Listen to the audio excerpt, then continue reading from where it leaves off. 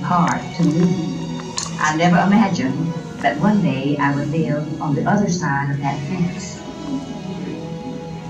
The White House is the people's house, but it's also home to the First Family. Within this iconic seat of power, First Families try to lead normal family lives when their circumstances are anything but normal. Living in the White House under the ever-present eyes of the Secret Service requires some getting used to, especially for a teenager. I had every teenager's nightmare, a 24-hour-day chaperone by a member of the Secret Service. I decided that I would put a scarf on my head and put on a trench coat and come down the back stairs and blend into a tour. I followed the crowd out. At the end of the driveway, there's a guard there. So I went up to him and said, I'm Linda Johnson. And would you call my Secret Service agents and tell them that I'm leaving? I don't want them to get in trouble. And I wanted to prove I could do it, but then I thought, they've trusted me. The Johnsons opened the doors of the White House to the nation and to the world. On 136 occasions, they entertained visiting heads of state, from exclusive performances to children's events. Hosting was truly a family affair.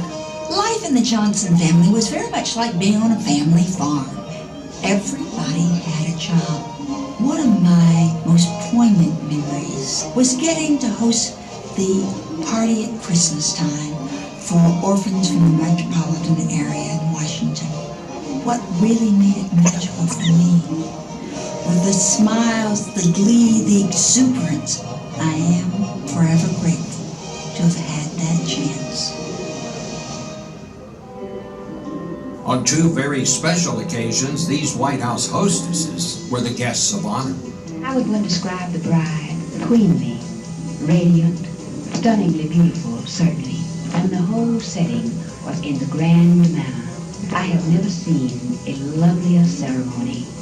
There's so many landmines that you can step on when you're in the White House. When we drove up to the Shrine of the Immaculate Conception, I was stunned to see protesters. They were protesting because I was marrying on the anniversary of the day that we had bombed Hiroshima. I didn't choose my wedding date according to historical events. And yet somehow I had offended folks for whom that was a very excruciating memory, and I wouldn't have done that for the world.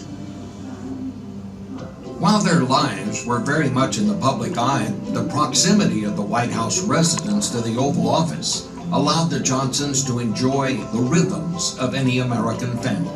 We actually had more family quality time during the presidency than we'd ever had before. Daddy actually came home for lunch. Even when he left the Oval Office, President Johnson was always on call and was known to hold meetings in all areas of the residence. Having his daughters and Lady Bird close by helped him deal with the pressures of the presidency. She was his soulmate, and she gave him that peace that was so important and made it possible for him to survive in the White House. And as their family grew, the new members provided a light-hearted diversion for the president. Little Lyndon was a godsend.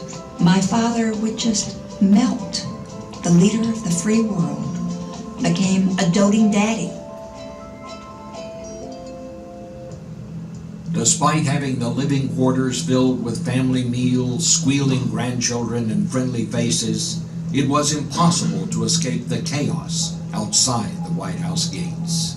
Civil rights marchers had marched right into the building with the tourists, had taken up their seats on the ground floor, and had refused to budge and sit in the White House. You'd have the protesters marching outside my window saying, hey, LBJ, how many kids did you kill today? It was very, very difficult because I would think, my husband is over there. And I knew how hard Daddy was trying to end the war. The Johnson family's time in the White House was a balance of truly personal experiences and public responsibility. and it would stay with them forever. By an accident of birth, I'd gotten a chance to be an eyewitness to history. What a privilege that was. I admit quite cheerfully that I shall miss very much fresh flowers in the room every day, and bright, sharp conversation and highly placed people. And on another level, the feeling that I have done something.